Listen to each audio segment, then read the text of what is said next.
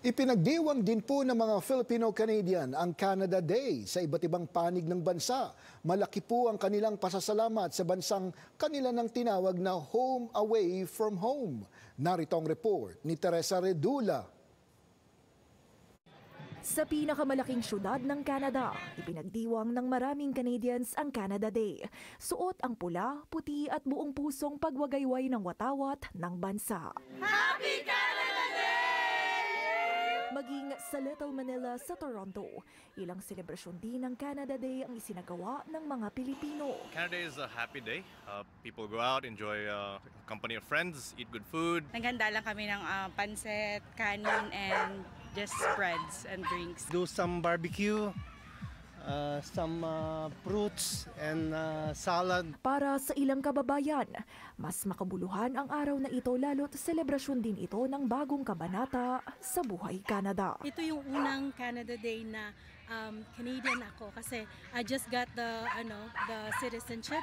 Tapos I was thinking na maaring mas magiging meaningful yung pag celebrate ng Canada Day dahil ngayon nga, bagong Canadian. So mamimigay ako ng maraming Filipino barbecue, if possible mga balloons din para sa mga bata. So I'm just so excited. Naaakma rin daw na ipagdiwang ito kasama ang pamilya at mga kaibigan, na hina-highlight din ang maipagmamalaking diversity ng bansa. I love the fact that I get to have more friends from other country.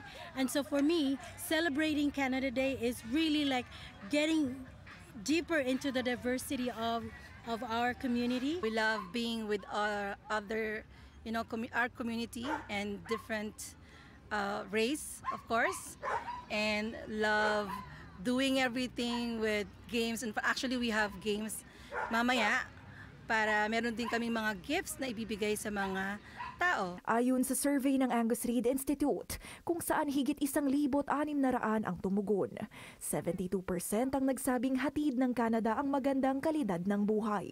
Dahilan kung bakit para sa mga nakausap ng Omni News, itinuturing nilang second home ang Canada. Mas peaceful sa Canada and madaming opportunity. Pumunta ako dito para mag-aral.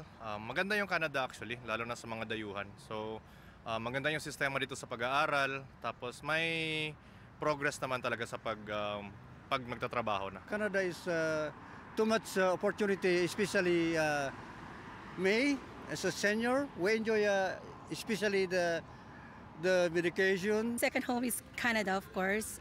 First Philippines.